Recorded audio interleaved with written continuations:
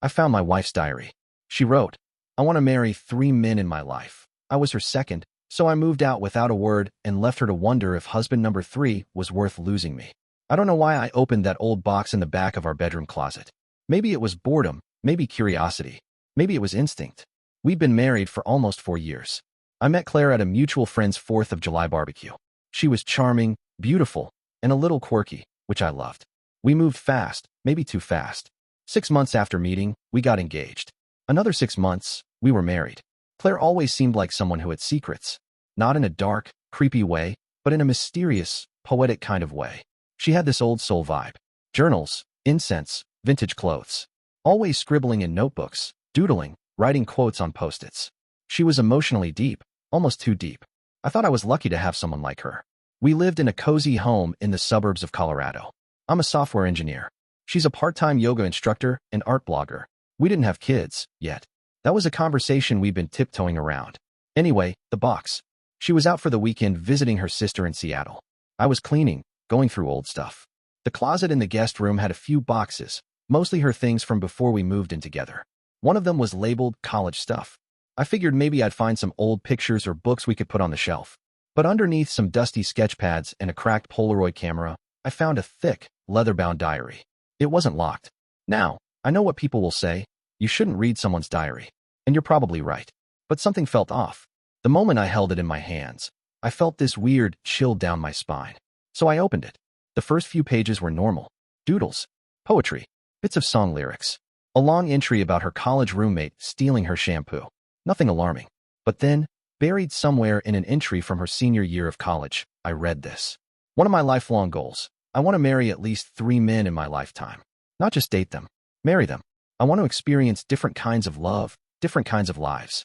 I want to be someone's wife, then someone else's wife. And then one more. Then maybe I'll know who I am. I read it again. And again. My stomach dropped. At first, I thought it was some weird metaphor.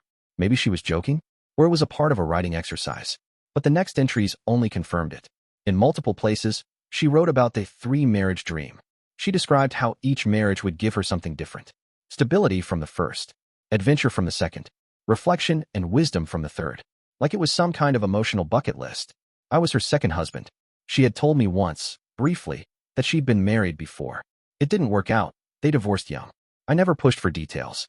It felt respectful to let it lie. But now I couldn't stop thinking. If she wrote this before we ever met, and I'm number 2, was she already planning for number 3? That night, I sat on the edge of our bed, holding that diary, feeling like the world had shifted under me. Everything I thought I knew about our marriage, our future, suddenly felt like part of a plan I wasn't in on. I couldn't sleep. I just kept hearing her voice in my head, laughing, kissing me, telling me she loved me. Was it all real? Was I just phase 2? I haven't confronted her yet. She's coming back tomorrow, and I have no idea what I'm going to say. What would you do if you were in my place? Would you confront her right away? Or wait and see what happens? Claire got back Sunday evening. I helped her bring in her suitcase like nothing had happened. She looked tired but happy, gave me a long hug, kissed my cheek, and said, "God, I missed you." I didn't say anything at first. I couldn't. The whole time, I was wondering, was she thinking about marriage number 3? Did she meet someone in Seattle? I watched her walk around the kitchen, humming and talking about her sister's baby. She looked the same, but I didn't feel the same. That night, she fell asleep quickly. I couldn't. I just lay there, staring at the ceiling, with the diary hidden in my backpack in the closet. By Monday morning, I decided I needed to talk. Not scream, not accuse, just talk. She was drinking coffee at the table, scrolling through her phone. "Hey, Claire, can I ask you something?" I asked. She looked up, smiled. "Of course." I walked to the closet, pulled out the diary, and placed it in front of her. Her smile vanished. "I was going through the guest closet while you were gone," I said. "Found this." I wasn't snooping, but I read something in there. Something I can't unsee. She didn't say anything, just stared at the diary like it was radioactive. That entry. I continued, trying to stay calm. About wanting to marry at least 3 men. That it's your goal. She swallowed. Hard. Her face turned pale. "I wrote that years ago," she said quietly. "I know, but am I your second?" I asked. She nodded slowly. "And does that mean there's someone else coming? That our marriage is just part of some plan?" There was a long, painful silence. I thought she was going to deny it. Say it was just college poetry. A dramatic phase. Something stupid and idealistic from when she was 21. But she didn't. Instead, she looked down and whispered, "I didn't expect to actually follow through with it." "What do you mean?" I asked, heart pounding. When I wrote that, I was a mess. My first marriage had just ended. I felt like I was constantly searching for something for myself. I thought maybe experiencing different marriages would teach me who I was. I wasn't serious, but it became this weird idea I couldn't let go of. Are you still holding on to it? I asked, voice cracking. She looked up, eyes wet. I don't know. That hit me harder than if she had just lied. She didn't say no. She said she didn't know. You don't know? I said louder this time. Claire, we're married. You're supposed to be committed to this, to us. I am. I swear, she said, reaching out. I love you. I didn't expect to fall this hard. But part of me is still scared that I won't be complete until I've lived those lives I imagined. I pulled away. I didn't yell. I didn't curse. I just felt hollow. I stood up, walked to the door, then turned back and said, you should have told me. I had the right to know I was part of a list. That night, I packed a small bag and went to stay at a buddy's place. I don't know what's going to happen next. We haven't spoken since I left.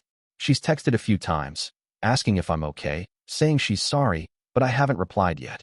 I just keep replaying that line over and over in my head. I don't know. How do you come back from that? What do you think? Can someone really change after holding on to a dream like that for so long? Or is this the kind of thing that never truly goes away? 3 days. That's how long I stayed at Eric's place. Just me, a duffel bag, and my thoughts. Eric didn't ask too many questions. Just offered beer and silence. The good kind of silence. The kind you can breathe in without pressure. I spent a lot of time staring at the wall, wondering if love was supposed to come with an asterisk. Till death do us part, unless I still want to try husband number 3. She texted a few more times. Then called. I ignored the first 2. Answered the third. Please come home. Just so we can talk. I agreed. Not because I was ready, but because I needed clarity. When I walked back into our house, everything looked the same. But I felt like a stranger. Like I was stepping into someone else's life. Claire sat on the couch, barefoot, legs curled under her, wearing my old hoodie. Her face lit up when she saw me, then dimmed again when she realized I wasn't smiling. She didn't waste time. I've been thinking about everything. A lot. That diary. Those entries, they weren't just words. They were wounds. I was lost when I wrote them. You weren't lost when we got married. I said. I was healing, and I thought I was past it. But some dreams, the toxic ones, don't die easily. She stood up and walked toward me slowly. When I said I don't know the other day, she said, it was the truth. I panicked. I was ashamed that part of me still felt tied to that idea. But since you left, I've been asking myself, do I want a life full of experiences? Or do I want something real, even if it's just once and messy and hard? And she took a deep breath. I want you. Just you. I want to choose you every day, not because it's romantic or dramatic, but because it's right. There were tears in her eyes now, and I saw something in her I hadn't seen in days. Certainty. She pulled something from behind a cushion. The diary. I burned the pages, she said. The ones that talked about that goal. I don't want them anymore. I don't want a third marriage. I want this one to be my last. I sat down slowly, staring at the burned edges of the diary. She was letting go of a part of herself. Maybe the most confusing part. I didn't marry you to be a stepping stone, I said. I know, she whispered. You need to understand, I continued. Trust is like glass. Once it cracks, you can glue it together, but it'll never be the same. I'm willing to try, but we'll need help. Therapy. Time. Truth. She nodded, almost immediately. I'll do anything. We talked for hours. We both cried. We yelled a little, but it wasn't about winning or blaming anymore. It was about rebuilding, if we even could. It's been 3 months since then. We're going to couples therapy. She's been transparent, vulnerable, and real. More than I've ever seen her. Some days are hard. I still feel insecure. I wonder if that old dream will ever try to claw its way back. But most days, I believe her. I believe us. Maybe that old version of her needed those words in the diary. But the woman I'm married to now, she wants a future, not a sequence. So what do you think? Was I right to give her another chance? Or should I have walked away for good? I appreciate you watching till the end. Hit that subscribe button and stay tuned for more content.